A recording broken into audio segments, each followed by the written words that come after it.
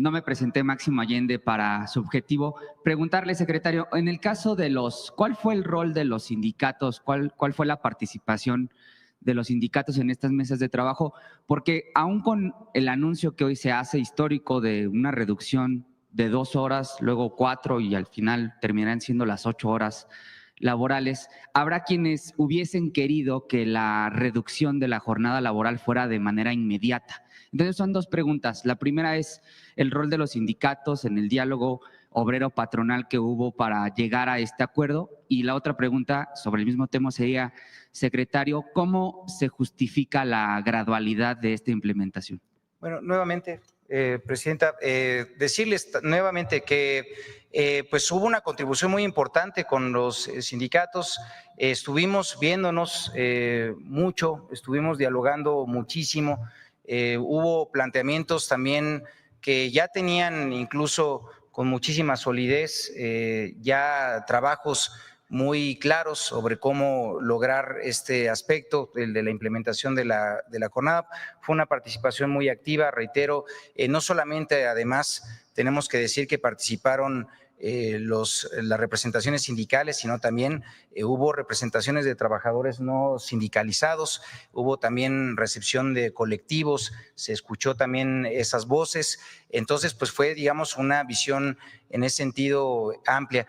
Y reitero nuevamente, hay experiencias sobre cómo lograr esta implementación, por eso la gradualidad. Si preguntan cómo llegamos a ella, pues bueno, primero a través del diálogo, que es lo que ya mencionamos, fueron propuestas que se fueron acercando hasta que lográramos cuál iba a ser esa ruta de implementación. Por la otra, pues toda la jurisprudencia internacional que ya existe al respecto, particularmente de la OIT, y también por la otra la experiencia que en otros países pues han mostrado ya pues buenas prácticas que fueron también recogidas, algunas de ellas y que fueron condensadas en esta propuesta. Entonces, decirles, pues fueron muchas las contribuciones que se hicieron, también por supuesto del sector empresarial.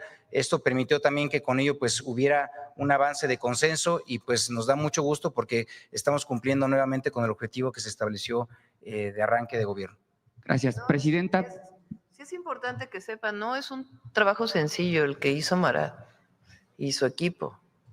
O sea, evidentemente los trabajadores que querían pues las 40 horas el próximo año y eso fue lo que plantearon desde el principio.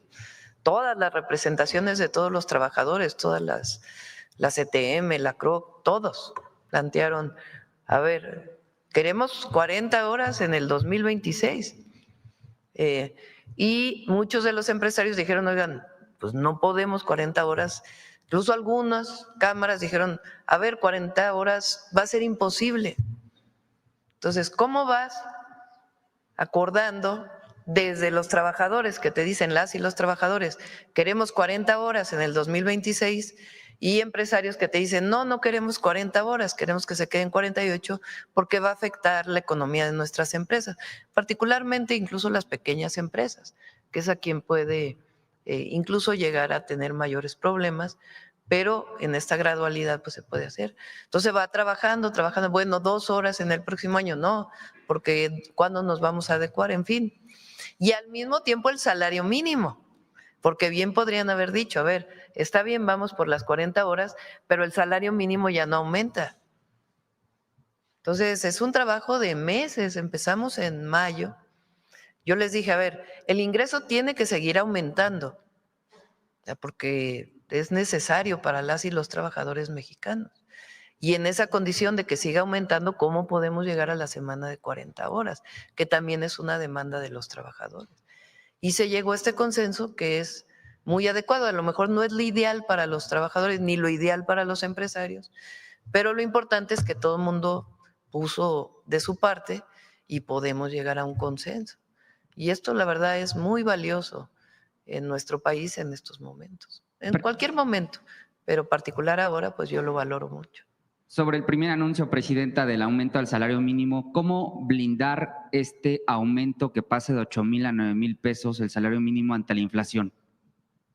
Ya lo explicó Marat y se ha trabajado, no hacemos, no son ocurrencias. Yo planteé como una meta Y esa meta la trabajé en su momento con expertos y participaron empresarios y trabajadores y expertos, economistas, que lo ideal para el trabajador mexicano es que el salario llegue a garantizar 2.5 canastas básicas.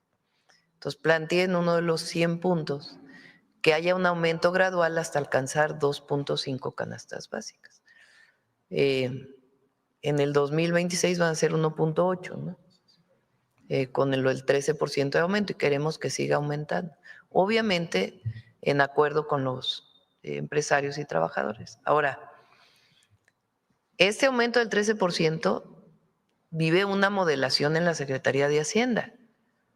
O sea, Marat consulta con el secretario de Hacienda y hay modelos económicos que te dicen qué pasaría con la inflación y el crecimiento económico, etcétera, etcétera, con un aumento al salario de esto. Y ahí se planteó que no impacta en la inflación. Entonces, no son decisiones de ocurrencias de un día a otro, sino son decisiones trabajadas. Obviamente un trabajador que diría, pues yo quisiera que el aumento fuera del 100%, ¿verdad? Pero pues eso sí tendría impactos después en la inflación. Y entonces lo que te aumento el salario, pues te impacta en el aumento de precios de lo que estás comprando. Y además de otras implicaciones. Entonces, por eso son decisiones estudiadas, trabajadas y acordadas. Y eso es muy importante. Sí, le preguntaba esto justo porque es uno de los argumentos más recurrentes en